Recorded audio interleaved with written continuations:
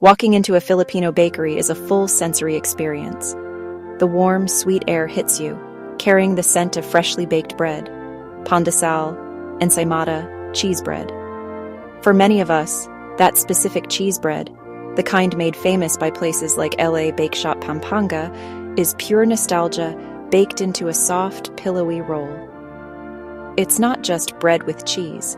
It's a delicate balance of slightly sweet, enriched dough and a rich, melty cheese filling. And that perfectly golden cheese-crusted top, irresistible with a little crunch, perfect with morning coffee, an afternoon soda, or straight from the paper bag on the car ride home. The magic is contrast, incredibly soft, fluffy crumb, just sweet enough dough, and a generous pocket of melted, familiar quick-melt cheese. That combo, addictive. Today's goal: demystify this bakery classic at home. Patience during proofing is key. From activating yeast correctly to getting that signature cheesy crust. Simple ingredients, easy tools. Read the whole process, then dive in. We're recreating a memory, one soft, cheesy roll at a time. By the end, you'll bake a batch that rivals the bake shop. Before we even think about kneading, we gather our arsenal. Mise en place. 3 cups all-purpose flour, 3 tablespoons sugar, plus a little extra to wake the yeast. 1 teaspoon salt and 2 teaspoons instant dry yeast. 1 cup warm milk, about 40 Celsius or 105 Fahrenheit. Perfect for activation. Add 1 large egg and 3 tablespoons melted butter. Keep a 1/4 cup water on hand if the dough feels dry. The star: 1 to 1½ cups grated quick melt cheese. Eden style or quick melt cheddar works beautifully. Plus 1 more egg for an egg wash, giving that shiny golden finish. Simple list. Each piece plays a crucial role.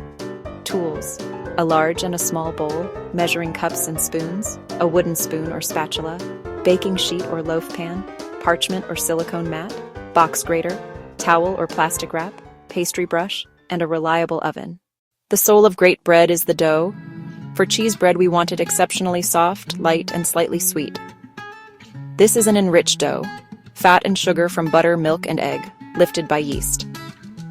Wake the yeast. Warm milk with a teaspoon of sugar, sprinkle yeast, wait 5 minutes until foamy and bubbly. That's alive and active. If nothing happens, your yeast may be old or the milk too hot. Restart. In a large bowl, whisk flour, 2 tablespoons sugar, and salt. Make a well. Add yeast mixture, egg, and melted butter. Mix from the center outward, pulling in flour until a shaggy dough forms. Add water by tablespoons if dry. Turn onto a lightly floured surface and knead 8 to 10 minutes by hand.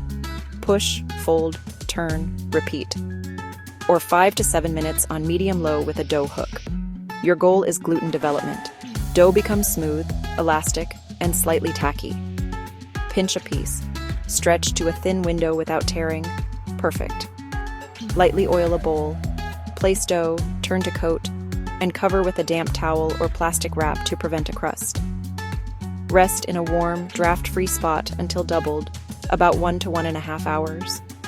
Be patient. Slow fermentation builds superior flavor and texture. After the first proof, gently punch down to release gas. It relaxes gluten and makes shaping easy. For classic buns, divide into 12 equal pieces and roll into neat balls. Flatten each ball. Slightly thinner edges, thicker center. Add a generous scoop of cheese, then pull edges up and pinch firmly to seal. Roll seam side down to smooth. Place on a parchment-lined sheet, seams down, with at least 2 inches between buns. For a single loaf, roll a large rectangle, sprinkle cheese leaving a border, then roll tightly, pinch seam and ends, and place seam side down in a greased loaf pan. You'll get a gorgeous cheese swirl in every slice.